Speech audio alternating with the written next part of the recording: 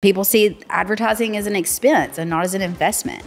And so again, like you said, like aligning with those people and being on the same page, I mean, that's really something that I feel the networking piece hones in on. Is you get to know me and you get to see like why I do what I do, and then also like understand the why of it.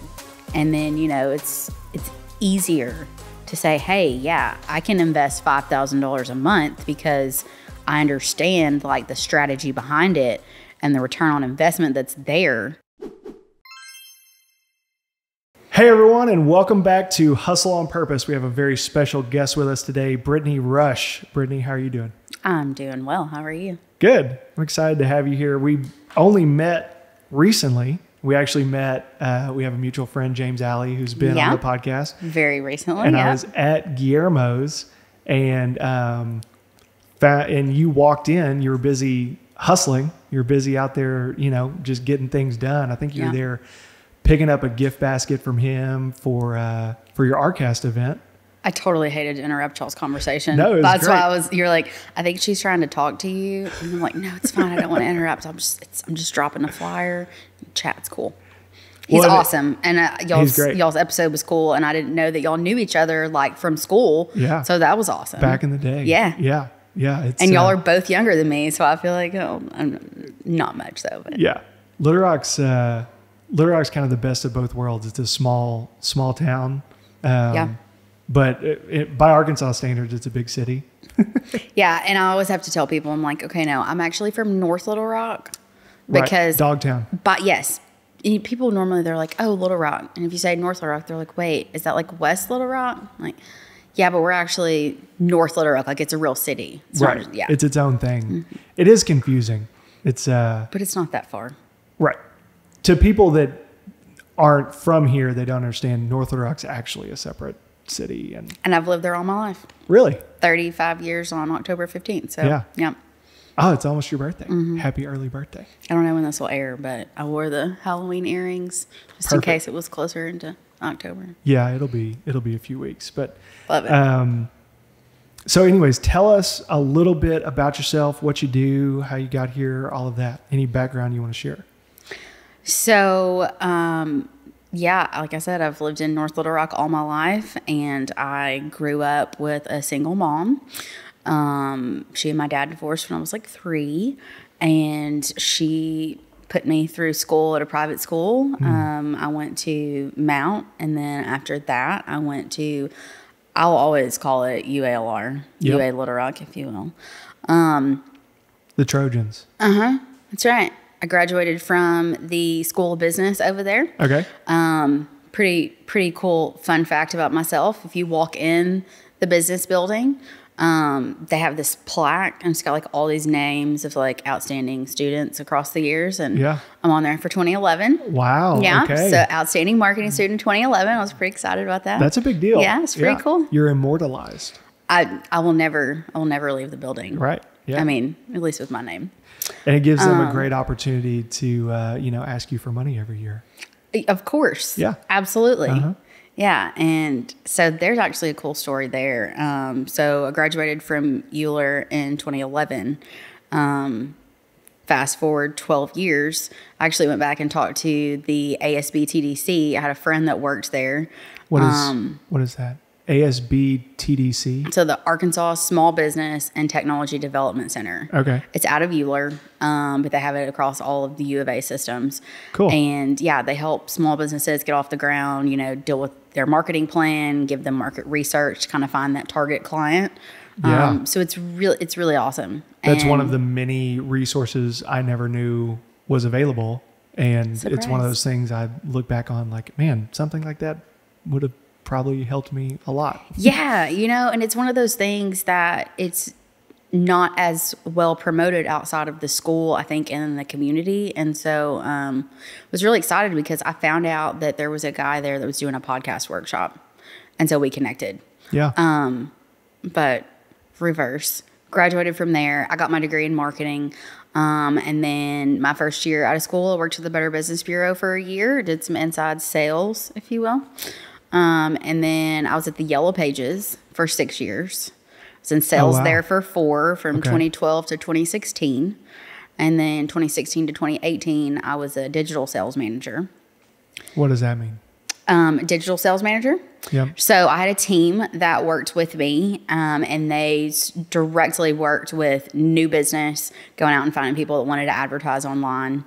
So that really kind of catapulted my advertising interest and helping local businesses. What I look back now on and see, though, is the value of being somewhere like where I was prior to partnering in American Business Engine. I went from having like 100 clients that I served every quarter at the Yellow Pages to starting at THV 11, and I had round about like 20. And so I was in the advertising department there from 2018 until January of last year. And you don't really realize like the non-transactional side of marketing, I think, until you have that smaller group of clientele so you can build those relationships. Makes total sense. Yeah, and I went from like burning, you know, all of the people, and then they'd been pre-programmed to like wait. Okay, well, I know the Little Rock phone book comes out in February, so call me in November or December, and never again. Yeah. And obviously, the Yellow Pages is like the size of my pinky nail, so it's sad, but yeah. So all kinds of marketing experience. And like I said, I was at THV 11 until January of last year, and went through about 6 months of really just like, what do I want to do? Where do I want to go? Do I want to get out of this industry? You know, because it was not the beginning of the pandemic, because I was at THV then, and I'm going to tell you what, I learned very quickly that I'm a in-person kind of person. Like the shut it down, don't go talk to clients in person, everything's over the phone or everything, you know, through Zoom. I mean, and you want to talk about like, that was a very interesting time to overcome that restriction and just, you know, still be able to build those relationships. And then obviously once the literal restrictions kind of came down a little bit, then it was like, okay, I want to get back out there and let's sit down and let's go over your stuff, because it's so easy to blow somebody off over the phone or through Zoom, you know? I think a lot of people just realized, you know, it's not that is a very new phenomenon for humankind. You know, for the longest time, we are social creatures. We communicate and rely on each other so much interpersonally. You remove some of that. Even people that really consider themselves like hardcore introverts, you start spending enough time alone and you realize like, I gotta like go talk to somebody. I have to be around someone. This is getting weird. Yeah, absolutely. And it was different. But now, you know, I look back on that and it's like, okay, it really gave me an opportunity to grow from that and see the value of those connections, and even like the networking that I do now. It's just really, it's that much more meaningful. The most common question I get asked is, GT, how do I get started in real estate investing? And my go-to answer is to go talk to Robbie Cole at Benchmark Home Loans. Robbie will help you figure out the best loan option for you in your current situation and help you with long-term planning as well. He gives out free advice 7 days a week, and he would love to help you. So if you're one of the people that's been afraid to start that conversation, I encourage you to stop right now and call 501-777-9995 so that you can start your investing journey or take it to the next level. Once again, that's Robbie Cole at Benchmark Home Loans, 501-777-9995. So yeah, now I'm the Chief Operating Officer over at American Business Engine. Awesome. And we have... which is a marketing agency? It is a marketing agency. We're small but mighty. Yeah. So Ty King is my business partner, and he started the agency several years back and reached out to me when he heard that I wasn't at THV 11 anymore. I had actually accepted, well, not on paper, but had a meeting with a marketing agency in town. Yeah. And I was like, hey, you know, I've got this trip planned. I'm going to go to Mexico in May, and I'll be ready to go when I get back. I was going to be a project manager, and got back and it was just like crickets. And I thought, okay, it's been like phone tagged. I'm trying to get back in touch with these people. Yikes. And then I get back and I'm like, okay, this is weird. Yeah. And so my like experience from, I think really my experience from going to Mount St. Mary was just, that helped me even more be out of that box and just, I'm going to do something and I'm not going to like have a lot of reservations about it. Yeah. And so So Mount St. Mary's, for those that don't know, is an all-girls Catholic school. Is an all-girls Catholic school. So, yes, thank you for that. I think that like that really just kind of escalated like my not having a fear of talking to people. Like I've always felt like I was very extroverted anyway. But you know, I feel like as a younger girl, like when you're in high school, it's, oh, well, I want to make sure, you know, that I look cute and I'm dressed well and I've got all my makeup on and everything. And I, you know, I don't want to say anything out of turn in front of the boys. Maybe they'll, you know, that perception. I don't know. I just, between my mom raising me to be very independent and then going to school where I didn't have to worry about, you know, impressing anybody and just say what I think. I mean, obviously you got to have the filter, but, you know, and so now I love the networking side of things, and it's just, it's way different. Yeah. And you're, I can see that in you, you know, that you like talking to people, getting those personal connections. And, I think in your industry, it's important. It probably makes you really good at your job. Yeah. Yeah. It's very important. And, you know, that's one of the things that I feel like brings value to people that partner with us at American Business Engine, because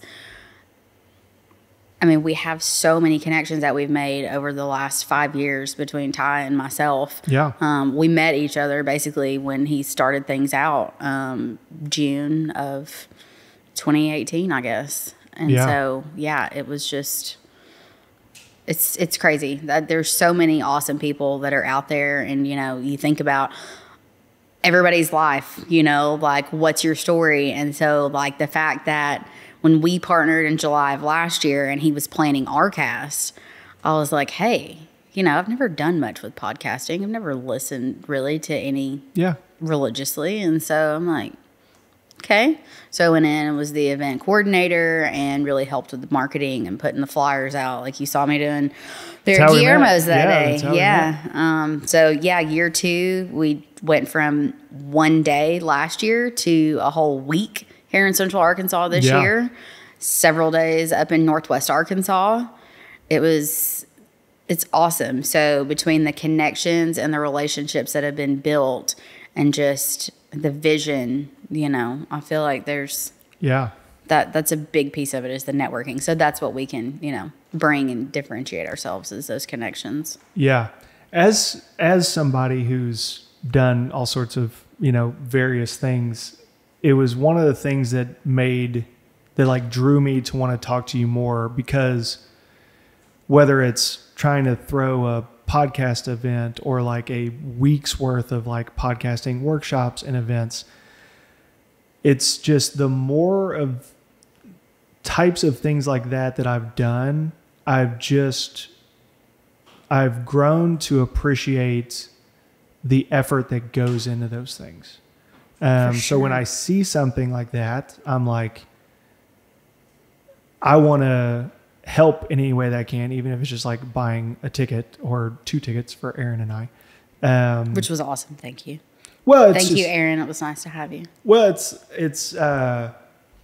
I do a lot of, I feel like, asking people for support, and like in return, it's like I want to give support. When I see people that I know they're doing things that takes a lot of effort, and it's not promised that there's going to be any kind of, you know, you're throwing this event, you're putting yourself out there, or you're creating a podcast and you're going to film it and it's going to go on the internet and you don't know if anybody's going to watch or listen. Mm-hmm. I mean, it's, there's a lot of those thoughts of, I know there are other ways I could be spending that those hours that will return money to my bank account, but I'm going to put myself out there. I'm going to, help with this nonprofit that supports Arkansas podcasters. I'm going to, do whatever the thing is.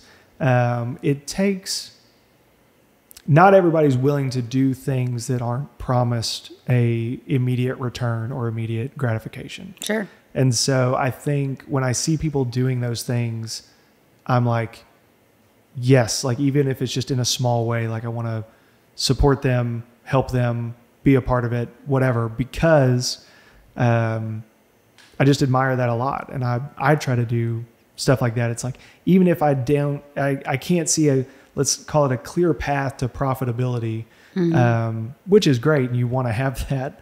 But some of the stuff is like, I just believe in this thing, whether it's, the Arkansas Podcast Collaborative and supporting local podcasters and all that, which I think is great. Yeah.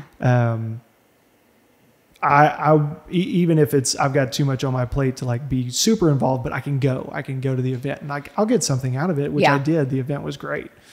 Anyways, it's a long-winded form of saying just like, I like talking to people that are just doing that next right thing, that are just like, hey, I don't know where this goes. I just like believe in it and I'm going to put in this work and try my best to make it successful and see where it goes. So kudos to you. Thank you. Thanks. And from listening to some of the episodes that you've hosted, I definitely feel that vibe from you. And so I can appreciate that you can appreciate it, because I have that same appreciation for people, like I'm saying, in my network, right? So we do a lot of volunteer stuff. So we're members of the Chamber in North Little Rock. I actually chair one of the leads groups over there. We have a Power Hour leads group. We've actually grown since February from like maybe 5 people to we have like 25 members now. Awesome.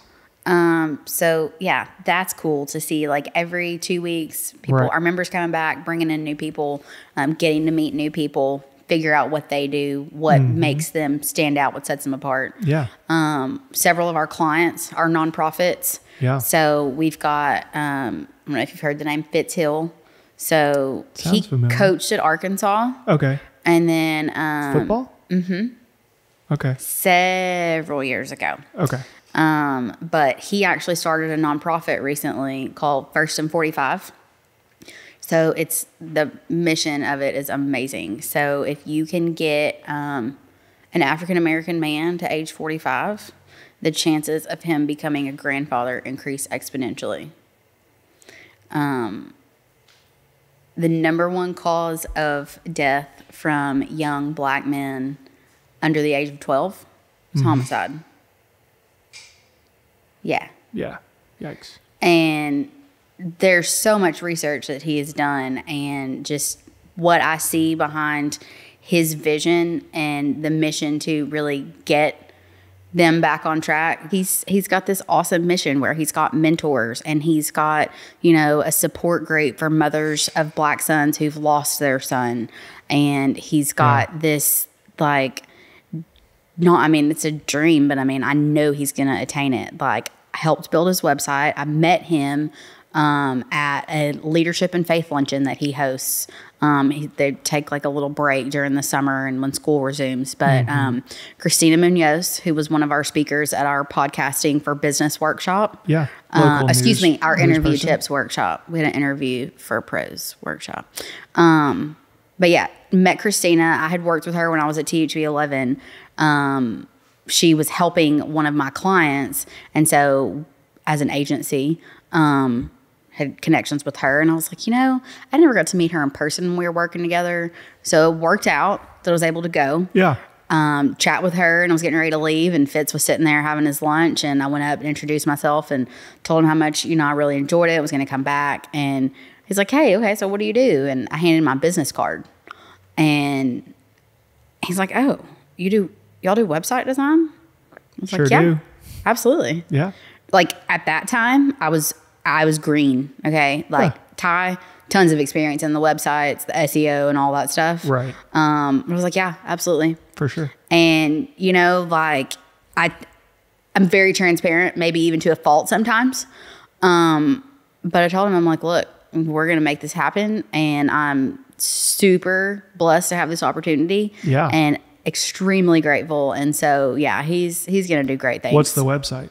Firstand45.com. So it's 1ST and spelled out 45.com. The number 45 or spelled out 45? Okay. Yep. 1STAND 45.com. I'll have to go check it out. Because as a coach, I can't imagine, you know, I have played sports before, and coaches, especially to young boys and young men, become very much like a father figure. And so I have no doubt that through his experience as a football coach, and man, I saw a stat, it's worth saying because it kind of ties into what you're talking about. You know, what percentage of children were born to single moms in 1960 in the U.S.? Oh, it's super low. 4%. Yeah. You know what the number is today? Yeah, it's like over 50, I think. It's 40%. 40% of kids in the U.S. right now are born to single moms, as opposed to 4% 60 years ago. Yeah. It's like, that's going to have a drastic effect on a lot of young kids. Finding affordable quality property and casualty insurance can be a pain, but Little Rock-based JTS has the protection real estate and property owners need. From liability and property coverage to plans for loss of rent, renovation projects, and more. Just give Matt Barger a call at 501-231-1611. He even has markets for short-term rentals like Airbnb, as well as vacant, owner-financed, and rent-to-own properties. Call Matt today at 501-231-1611 or email him at matt@jtsfs.com. It absolutely is. And like, that's a conversation that we had, I think it was last week, actually. We were talking about the fact that, you know, these single moms that are already in a less fortunate, you know, monetarily, like family structure that they're born into, you know, the chances of, you know, them having ended up in foster care, and then the chance of their child ending up in foster care. And then historically, and the research that he's done shows, if you've been in foster care, you have like a 70 or 80%, don't quote me on that, but it's a very high chance of going to prison. Yeah. And I mean, there's so many statistics. Like, he actually writes a monthly newsletter. And so everything that he does is based around that 45. So the newsletter subscription monthly is $3.75. You can pay $45 annually. But then he's doing also like sponsors, like That's awesome. donations and you can stuff. find that on the website. Absolutely. Yeah, it's all there. One of the stats that blows my mind on that is like, if you, if both of your biological parents stay together until you graduate high school, so both biological parents raise you in the home and you graduate from high school, 98% chance you will not end up in poverty. Like, really? So virtually guaranteed. Isn't that wild? And yeah, and that's like 98% chance you won't end up in poverty. I was like, that's crazy. And I mean, how often does that happen? So like, I'm married. I have 3 small children, and I've told my wife, it's like, you know, we stress out about a lot of parenting decisions. Parenting's hard. I heard another quote that I love. It's like, parenting's only hard for good parents. Yeah, I don't have any, so I'm going to take your word for it. I can imagine. Yeah, I can only imagine. It's like having a young business, right? Like, it takes a lot of your attention and nurturing, and every decision you make feels heavy and important, and it is. But I've told my wife, it's like, as much as we stress out about how exactly, you know, the nuances of disciplining our children and whatever, and I'm like, we can somewhat rest easy knowing that the most important thing we can do for our kids is try to keep our marriage together, you know, take care of each other and support each other. And take them to church. Yeah, and take them to church, which we do. I mean, that's a big piece of his thing too. Yeah. It's like having that religious focus and having that mentor. So, I mean, that's totally like, and you know, a lot of people don't have that. Unfortunately, like, that's just not Yeah. You know, having both parents until, you know, you graduate high school. If you graduate, like you said, you know, like. Yeah. And then you have the pressure of, oh, am I supposed to go to college? Like, is this the thing that I'm supposed to do? Like, no, not for everybody. Yeah. And that's like the beauty of meeting all these people. Yeah. Is everybody has a different story, you know? And it's like, hey, maybe you got your GED and you started your own business and you're super successful. Maybe you spent 20 years in, you know, corporate business, and then you decided, I'm going to step out and just be an entrepreneur and start this. And, you know. There's no you gotta have that faith, though, right or wrong way necessarily. But yeah, I try to just encourage people to find their way. Don't just settle for a life you're not happy with. This isn't a trial run. If you're not happy with what you're doing, I'm not, you know, telling everybody to go quit their job that they hate, but it's like, start working on a plan, you know, like so many of the things, especially with starting a small business, take time.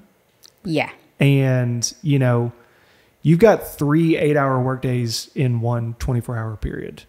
Like, you probably need to sleep for one of those. But like, if you work a 9 to 5 with a lunch break, there's a whole nother, you know, you can sleep 8 hours and have like almost a whole nother workday in there.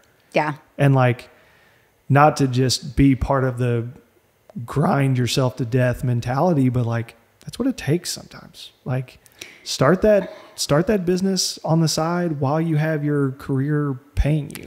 Yeah. Cause leaving a salary position to start your business is really hard and it's risky. But if you've already put in a lot of that work, and if you can make that business start like making a little bit of money, you give yourself a safety net to leave that job that you hate or whatever.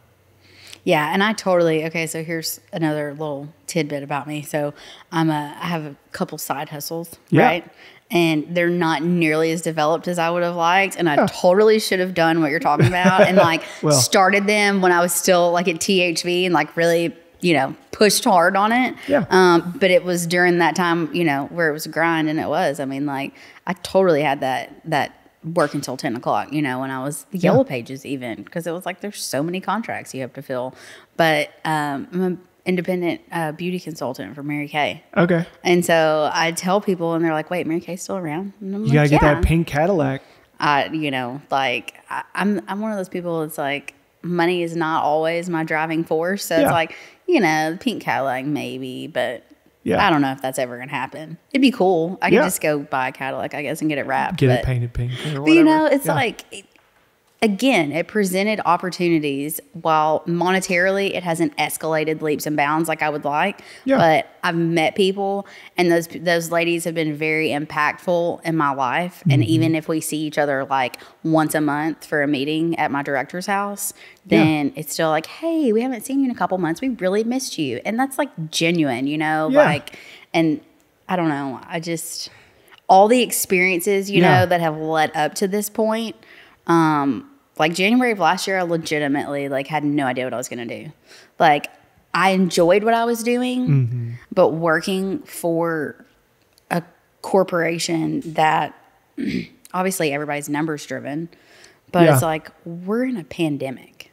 And one of my biggest things about marketing is I look at this like we're partners. This is not a transaction. Like, I'm going to advise you as if you and I were literally in business together, because even though I don't work for you, like, I do work for you. But their success is your success. And absolutely. Yeah. And so, you know, just making sure that you understand like what it's going to take to get to where you need to be. Like, I want to be clear with you. I want to be your consultant, and it might not always turn into, you know, a new customer, but. Well, partnerships have to have aligned interests, I think, is the most important thing. And when you're doing something like marketing, there's a dark side of it, I'm sure, where it's just like, I think of, like you were alluding to with the white pages, where it's very transactional. Do you want your number in the white pages or not? I'll take your annual money and like call you again next year, right? Yeah. And like, that just gets kind of, for somebody like you that really desires those personal connections, that transactional side of that business is just kind of not going to be fulfilling to you, right? Yeah. And so like at THV, like I said, it's like, okay, I had a smaller amount of clients. And so you could develop those relationships. Right. And I even have one that actually she's a client again, you know, like you poached her. I'm going to tell you, like she stopped advertising on THV, you know, and I you talked threw to your her. Non-compete and just shredded it. You know what? No, like this was literally like a month ago that she's like, hey, let's do this. Right. But it was really cool because she was a sponsor last year for the podcast festival for Arkast. Yeah. And she was again this year. Cool. And like the huge success of it is that, so it's Kiko's Country RV. Okay. She had somebody come out with a table and they brought a silent auction item, and then the guy that won it wanted to trade out his t-shirt for a different size. So they go to the lot and they go start looking, and they ended up buying an RV. Nice. You know, so I mean, what went from like, yeah, I don't know. And so that whole journey from that and just being like, I really enjoy what I do, but do I want to stay in this? Do I want to do it for myself? And I was like, hey, this is great. I had that opportunity to be a project manager. When that fell through with that agency, I was like, look, if I don't get to work in an agency and learn how it really goes behind the scenes, like I'm going to partner and take this opportunity to do this, take the knowledge that I already have, and then push that over combined with the knowledge that my business partner has. And, you know, there's always new things to learn, but I mean, it's been amazing. Like taking that leap of faith and actually going from the constant, reliable grind to, hey, I don't have to sell this specific product because I have a budget of however many thousands of dollars, you know, for television, when it's in a recession and a pandemic and people are like, oh, I just want to keep my doors open and pay my employees. Right. And people see advertising as an expense and not as an investment. And so, again, like you said, like aligning with those people and being on the same page, I mean, that's really something that I feel the networking piece hones in on, is you get to know me and you get to see like why I do what I do, and then also like understand the why of it. And then, you know, it's easier to say, hey, yeah, I can invest $5,000 a month because I understand like the strategy behind it and the return on investment that's there. Right. And we're starting at this level because this is what you need to do. You know, we're not just going to throw money at the wall and just be like, oh, well, because that was like one of my biggest objections at THV is people are like, oh, I tried TV and it didn't work. And I'm like, okay, I can appreciate that. You're totally not alone.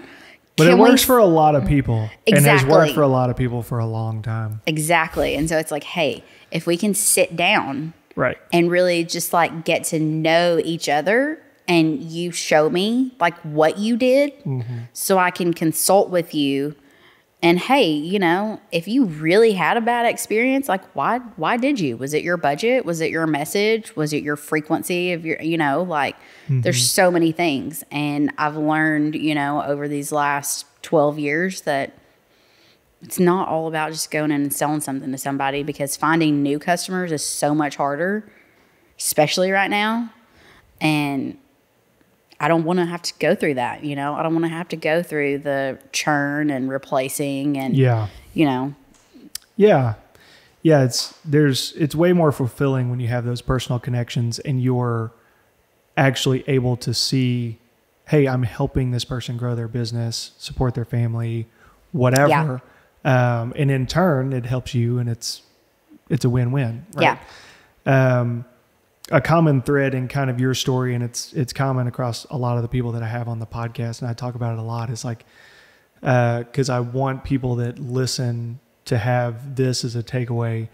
It's those, I call them low risk foundational educational steps. You know, like Mary Kay, for instance, for you is like, well, Mary Kay is something I could get into as a side hustle, right?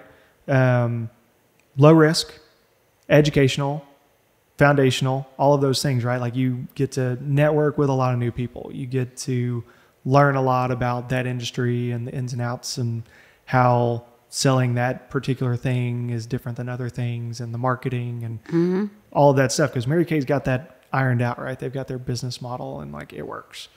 I think if people could maybe substitute out some of their Netflix time for like something, or like your leads group that you're the commissioner of, and like, you know, we hear numbers like 5 people in a group and going to 25 people in a group. And I think for people that haven't led groups, probably don't really appreciate that. As a person that has led groups and still leads groups, I lead a business group that I started in my church 2 years ago. Mosaic, right? Yeah. We meet once a month, and like, it's been outstanding. But like, it takes effort, and like, it's not easy to grow and maintain a group. And sometimes you're like, is this like a total waste of my time? Are we making the impact we want to make? Are we helping people the way we want to help them? You know, you have all these thoughts. But it's been incredibly impactful for me, and it's something that just came from taking action on a low risk educational foundational type thing. And the more of that kind of stuff that I do, you can sit around worrying about, is it going to be a massive success? I don't see this thing going to 100,000 members, so why even start, right?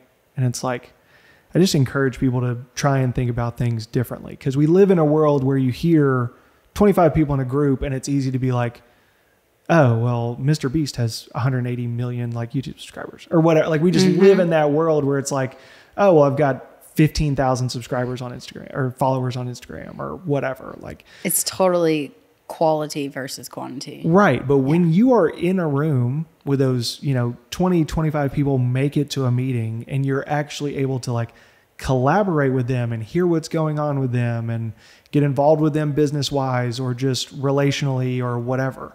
Not everything has to have an immediate financial ROI. Right. There's a friend of mine, Elva, has a podcast called The Simplicity Project. I'll do a quick plug for her real quick.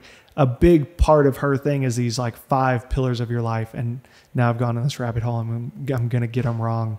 But it's like, it's spiritual, financial, relational. Oh my gosh, I'm going to forget the other ones. But it's easy to just focus on one metric, right? And I'm sure you deal with this in your marketing business and whatever. There's like one metric we're really going after. And it's like, it's getting our acquisition cost for a new customer down, or it's, getting this many, we're just going for subscribers and views on this, or whatever it is. And you can't see the forest for the tree kind of thing. You with these groups, you're dealing with these metrics that sometimes are hard to quantify. It's like the relational aspect of it is hard to put like to quantify into a value, but it's like, you need to do it. I just encourage people to do something. Yeah. Take the action, do the thing. Yeah.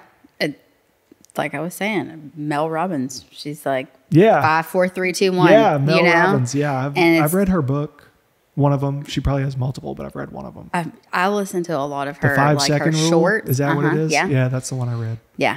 Yeah. I listen to a lot of her shorts on YouTube. And it's like, she said, we're not promised, next week. So don't worry about that. Just worry about today and what you can do to be a better you and, help somebody that you can. Yeah. And I don't know.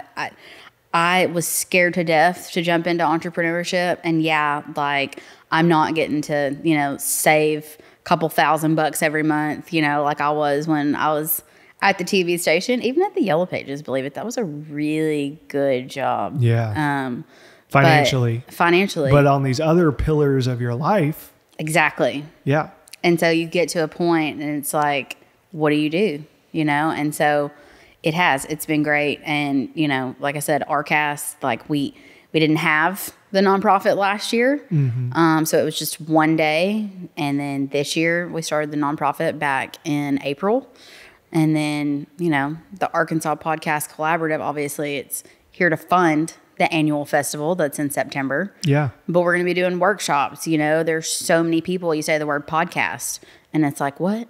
Oh, yeah, I listen to true crime, or I listen to that business podcast, or I want to start a podcast, right? People are going to start listening. I'm going to look, I'm going through, like, it's been good. Nice. You've had several people, like I said, that I either have met in passing, you know, or Zeke Taylor, right? Yeah. So, and met him at the chamber. Yeah. See his billboards. I live up there in Park Hill, and he's, you know, all over in Park Hill. He owns that billboard. Yeah. Yeah. And I think he's renovating that house up there. Is he he's doing always the one got something going on. right at the top of JFK, that Probably. old historic house. Anyway. Yeah. I'd have to ask him, probably. But yeah, I mean, I don't know. It is very rewarding to be able to say, hey, you know, what can I do to help you? And if I can't be that person that can help you or give you that answer, to be able to know somebody and point you in a better direction. Right. So yeah. Well, and you're young. But to me, I'm on any like personality test or like strength finder test, strategic planning or something like that is always my like number one thing. It's a pro and a con. I'm always just stuck 3, 5, 10 years in the future. I mean, you can talk to my wife. I'm like, we've got between my kids, nieces and nephews, there's 9 kids under 5 years old. Wow. So like anytime we get together, it looks like a preschool at my house. It's just like wild. It's crazy. It's great. But I'm always like, okay, well, in 5 years, it's going to be 9 of them between 10 and 5 years old. And like, we're going to need this, and this at the house to be able to just like send them outside. Right. So like, and then 5 years after that, it's going to be between 15 and 10 years old. And all the boys are going to smell awful and they just need to go like somewhere else. Right. And like go outside. So I'm still fairly young, but I'm always thinking a little bit about legacy. And like, what if I really fear being older and regretting not doing more. So I try to like leave it all on the field in the sports analogy. And, I forget where I was going with that, honestly. It's like just trying to live a life where you know how much money you have to make to be remembered for making money? Like Alex Hormozy had this tweet where he was like talking about the Queen of England. He was like, she amassed more wealth than 99.99% of people ever will. She was a female monarch for 1 billion years. Like all of these like accolades that are just amazing, right? And she died 6 months ago and you probably haven't thought of her since. And it's like, it's kind of brutal, but it's like, yeah, it's like, you're not going to be remembered for making a lot of money. Yeah. I mean, we're just not. I'm not, you're not, like almost anybody listening to this is not, unless, you know, Elon or Jeff Bezos happen to be checking out our podcast. I mean, you know, they probably are. They might. You never know. I like to think that maybe they are.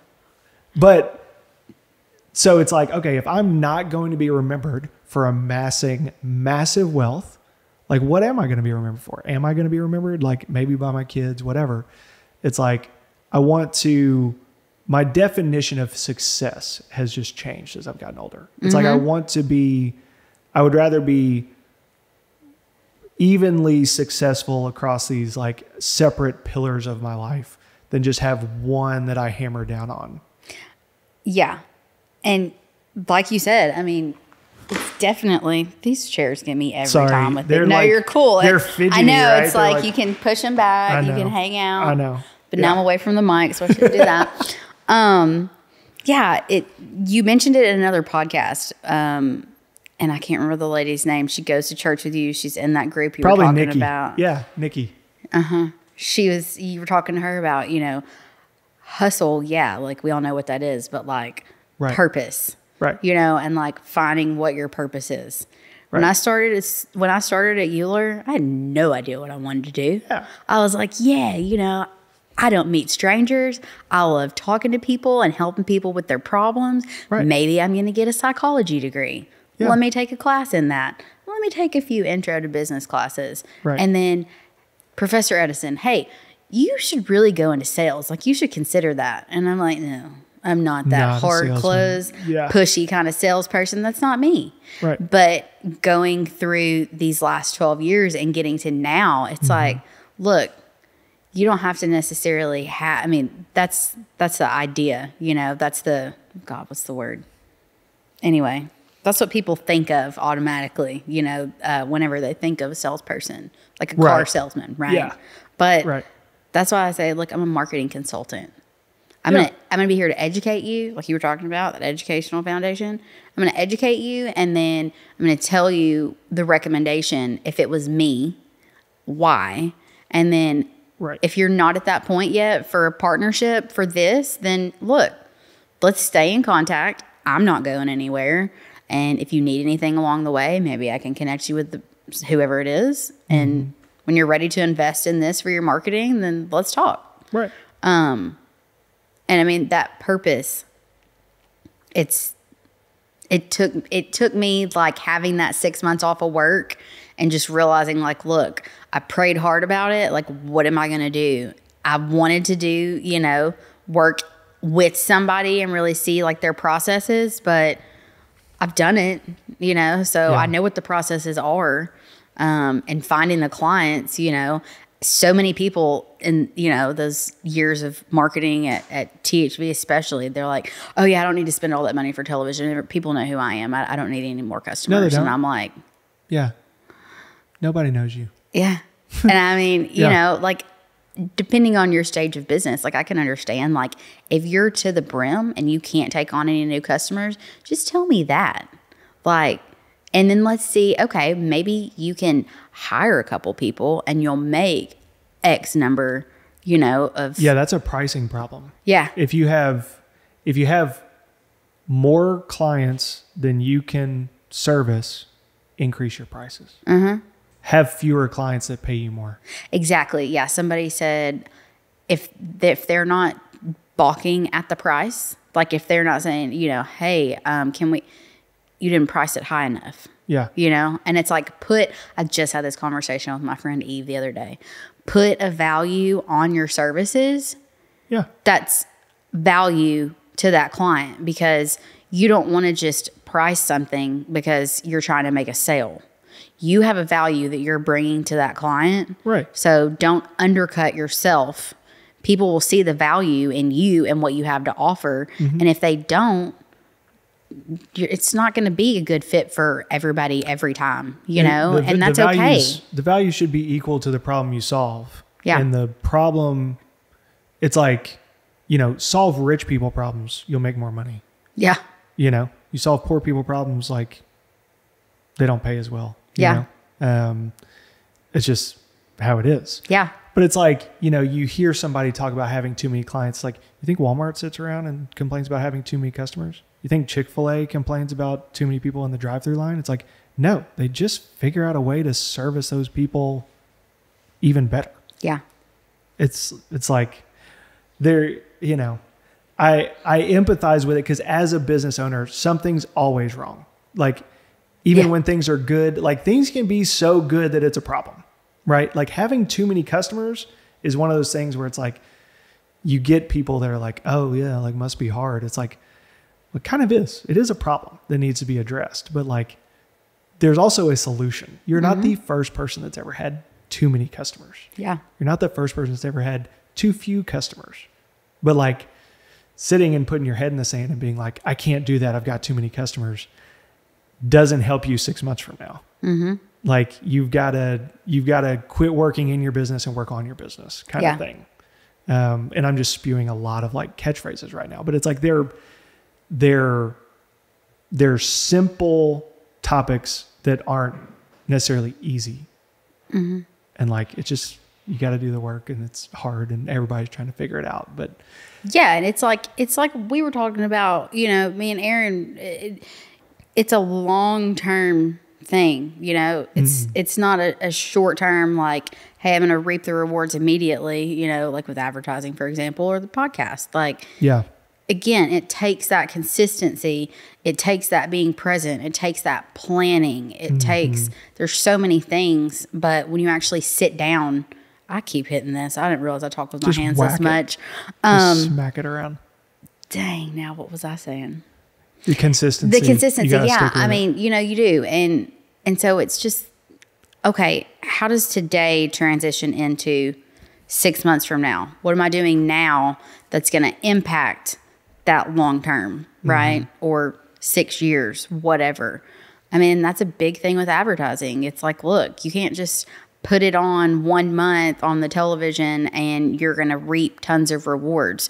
Like, it's a frequency thing, right? So the more they hear and see, the more likely when they get in that buyer's journey, that stage to actually make that purchase, and hopefully you've done what you need to do, or you have the right marketing agency in place that knows what you need to do to attain that long-term success. Right. Because it's just, so many people are just wanting to get a sale, but it's like, I want you to understand why we're doing this strategy like this. Right. And the benefits of investing in it now for the long-term gain. Because, yeah.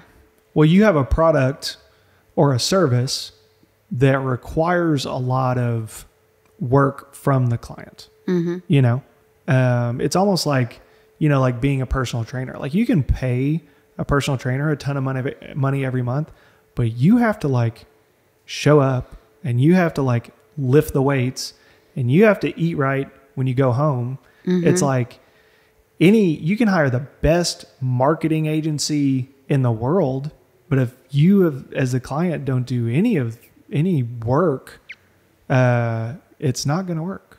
Yeah. And having like an onboarding process, like that is a definite have to. And so many people are just like, okay, let me sign a contract, I'm good. Like, that was a Yellow Pages experience. Right. It's not transactional. Right. I mean, it's just not. Well, it's where you have every stage of business has its own pros and cons.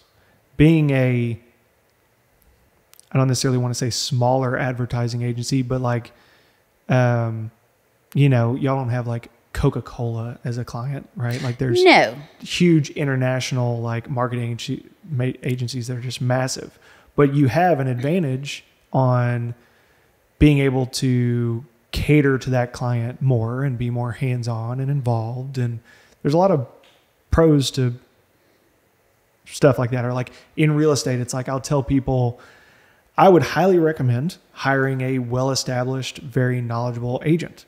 But with that being said, that agent may be really busy and not as able to hold a hand of like a first-time home buyer. They're going to be a little less patient. They've been around the block too many times to really have the patience to like hold your hand through that. If you need that, go get a new, hungry agent that may not have all the experience, but they're going to service you the best they can because like they are hungry for the opportunity. Yeah. It's like you can make that choice as the client. And kind of the same with you guys. Yeah. And I'll speak for myself. I don't necessarily want a Coca-Cola, like, and I'm going to tell you, we do, I would say not exclusively, but our niche is nonprofits. Yeah. And again, to go back to the networking thing, it was yesterday, Skinny J's in Conway. Great chips at Skinny J's. Great wonton chips. Wonton chips. Yeah. Ty and I went up to UCA. We presented to a class that's an intro to podcasting class. Cool. Really that's a cool. college course? Wow. They just started it at UCA. Cool. Yeah. So after that was over, went over to Skinny J's, met my friend Vernice. We sat there and chat a little bit, catch up. And then getting ready to leave, she sees a group of ladies, walks over, introduces me, and this lady with the United Way of Central Arkansas is sitting there, and she goes, "What do you do?" And I told her websites, and she's like, "Really? I've been telling my director that I need to reach out and we need to talk to people, outside of Conway." And that to me is so crazy too. I don't know if you've experienced it, but Conway, it's hard breaking into Conway. Like I haven't even tried, to be honest.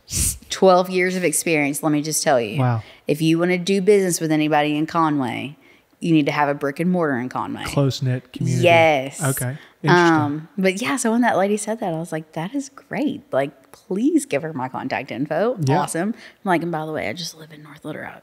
So I'm really not that far. I'm kind of Conway. I'm Conway-esque. Adjacent. Yeah. Yeah. It's close enough.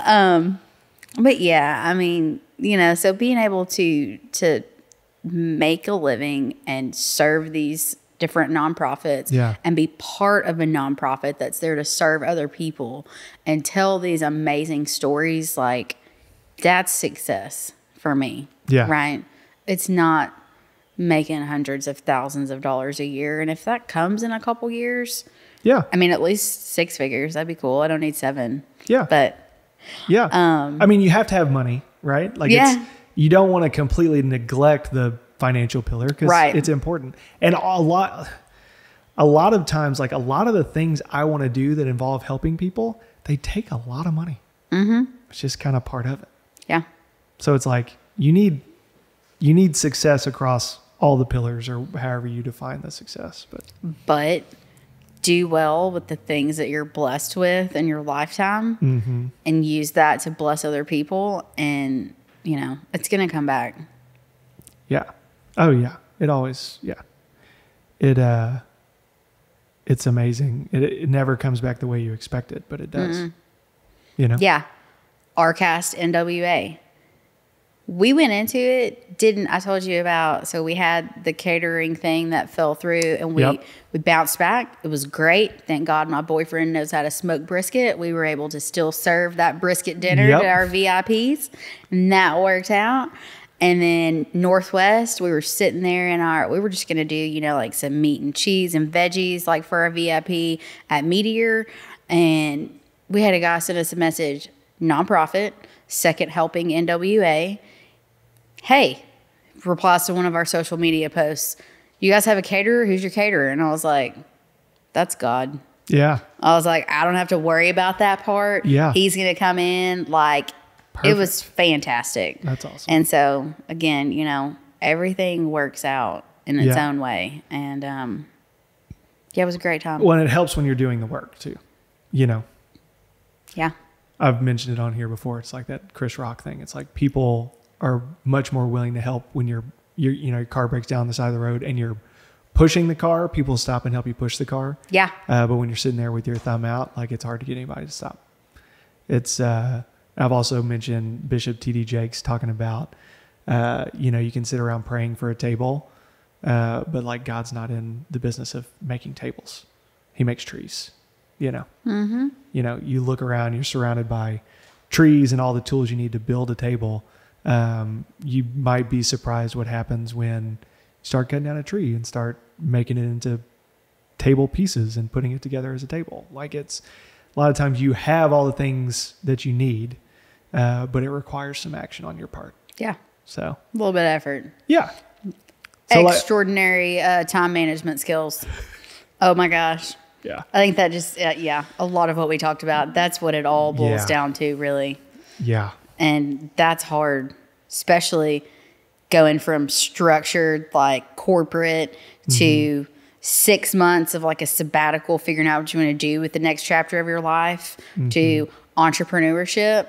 And like, hey, you still got to get up every morning. You still got to put your face on, get yourself together. And then, I mean, obviously you don't have to put your face on. It just looks like this all the time. I literally woke up like this. You woke up like that song playing in my head. Yeah, you're welcome. But take thank you. I will. Yeah, it's navigating the unknown when you leave a corporate job, or you know, if it's a good one, there's plenty of structure there. You've got your KPIs, your key performance indicators. You've got a target that needs to be hit. You've got management kind of guiding you through that, saying, hey, you're on target, you're doing a great job. Hey, you're suffering here, pick it up in this spot, whatever. And then as soon as you're in business for yourself, it's like, okay, like, what do I need to do today? You know, I've got 40 things on my to-do list. I can get to 12 of them. Mm-hmm. What are the most important things? They all look pretty important. And you're trying to triage all these tasks. It's just like, it's tough. It's navigating the unknown and just doing the best you can. Just keep doing it, right? Yeah. Like if you've got 4 tasks that need to be done, they're the high priority tasks. The person that gets through those quicker, that action compounds, right? Like if there's 4 decisions to be made, person A makes 1 decision a day, they get all those decisions made in less than a week, right? Person B makes 1 decision a week. It takes them a month to make those 4 decisions. Yeah. It's like over time, that compounding of efficiency makes all the difference. 5, 4, 3, 2, 1. There you go. Yeah, Mel Robbins, shout out. Well, this has been awesome. Shout out to the Arkansas Podcast Collaborative. Love what y'all are doing, the events y'all are putting on. I think it's great. American Business Engine, the marketing agency. That is super exciting. Glad that you've got that going on. You're able to do your marketing thing with that interpersonal relationship touch, because I think it's a big part of that business. Yeah. And I mean, yeah, too much to list, all the stuff you've got going on with the Leads group and Mary Kay, and a lot of stuff. It is, but it's okay. Because again, it's all rewarding. Right. Exactly. And daily work on that time management skills. There you go. And looking forward, you're going to start a podcast in December. Yes. You said January, but you're going to do December. Yeah. Just jump in. That's what everybody's been saying. Just do it. Yeah, I know. Just do it. I'm gonna put you on my list. You're gonna hate. I'm gonna have to have you as a host. You're gonna hate your first however many episodes. I can tell you from personal experience. But like you said, just do it. Just do it. I'm not even gonna edit anything out. Just do it. I'm gonna take it out. Yeah, just do it. Thanks so much for having me on here. Oh, thank glad you that for we coming. connected at Guillermo's. Yeah, shout out to Guillermo's as well. Yeah, thank you so much, and thank you all for listening. If you're listening on Spotify or wherever you get your podcast, check us out on YouTube at Hustle on Purpose. If you're watching us on YouTube, you can also check us out wherever you get your podcasts, Spotify, all of those places. I found us on Pandora. I was like, it was awesome. I was like, and Aaron was like, yeah, it's like anywhere you get podcasts. I was like, I know, but like I didn't realize I could do that. Like I searched it because I saw a podcast tab on my Pandora and searched it, and it's like, there's my face. I was like, babe, we're on Pandora. Like, that's cool. I love it that you're referring to Pandora, because it's been such a minute, but you know what? Everybody does things differently. I know. I'm such a creature of habit. I've had my Pandora login since like 06. Yeah. And so it's got like all of my stations that I've like thumbs up and thumbs down music, and they're very curated to me. And so I'm just stuck. Stuck there. I look forward to doing this again with you, but you on my podcast. Okay. I've never been a guest on anybody else's podcast. I guess I better start in October then. Start fast. Just go ahead and get it done. Yeah. Thanks again. Like I said, thank you all for listening, and see you on the next one. And don't forget to hustle on purpose. Thanks for watching. If you liked that video as much as we liked making it, be sure to check out another one. You've got one here. You got another one over here.